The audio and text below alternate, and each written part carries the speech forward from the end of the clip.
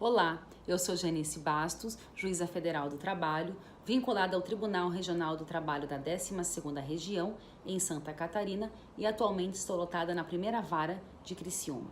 Eu faço parte de um projeto da Escola Judicial do TRT12 que se chama Reforma Trabalhista em Minutos. E por conta deste projeto é que eu estou aqui, para falar com você a respeito do empregado hipersuficiente.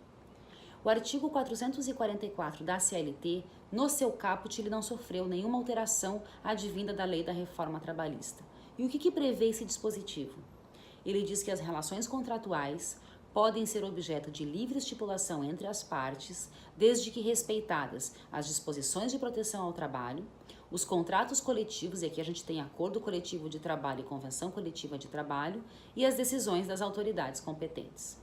No entanto, a Lei 13.467 de 2017, que é a Lei da Reforma Trabalhista, ela inseriu um parágrafo único no artigo 444 da CLT. E a partir de agora, nós temos um empregado que pode negociar diretamente com o seu empregador as condições do seu contrato de trabalho, inclusive aqueles direitos previstos lá no artigo 611-A da CLT. Jornada de trabalho, banco de horas, intervalo para descanso, planos de cargos e salários, dentre outros bem importantes. Então, esta negociação é direta do empregado com o empregador, sem qualquer interferência da entidade sindical. Mas quem é esse empregado que pode fazer essa negociação?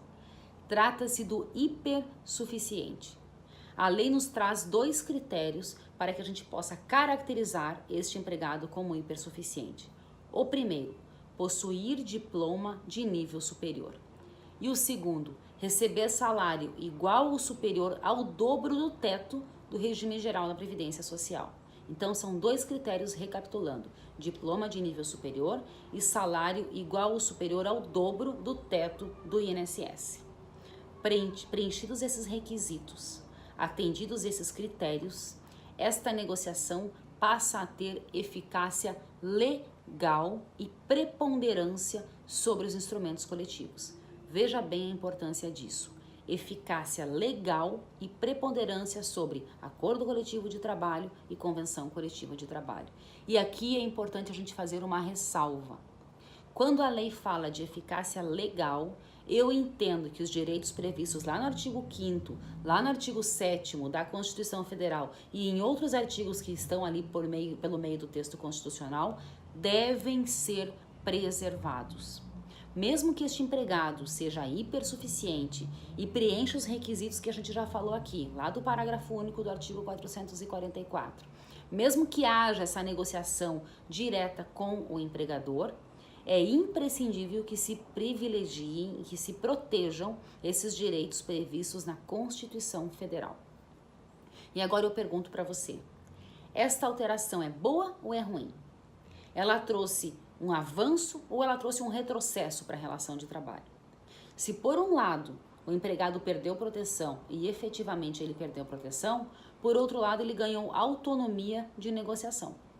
E nós sabemos que muitas vezes há cláusulas que deixam de ser negociadas entre empregado e empregador e que são bem benéficas para o empregado, por receio do empregador de que haja uma nulidade dessa cláusula contratual. Isso porque a nossa legislação sempre foi muito protetiva e muito restritiva.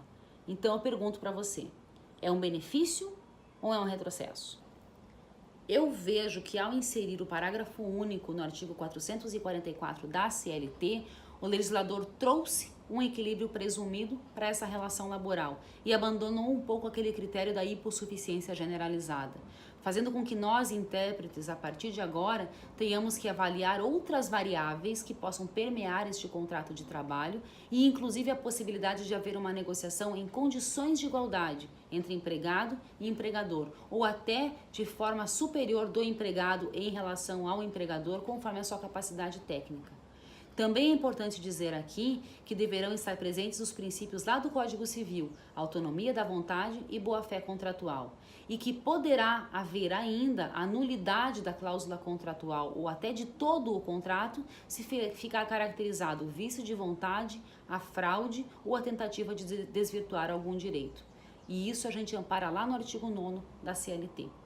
Por fim, eu trago um resumo para você, no sentido de que o parágrafo único do artigo 444, ele trouxe critérios objetivos para se caracterizar o hipersuficiente, ele trouxe uma possibilidade ampla de negociação em detrimento de direitos que antes existiam, ele trouxe a necessidade de observância dos direitos constitucionais e dos princípios da autonomia da vontade e da boa-fé contratual e também uma mitigação da intervenção do Estado nesta relação laboral.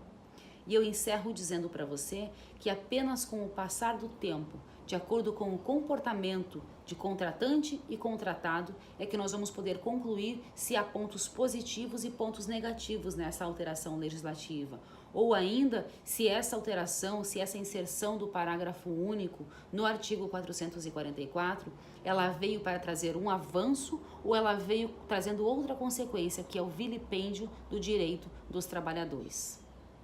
É isso aí, muito obrigada e assista o próximo vídeo.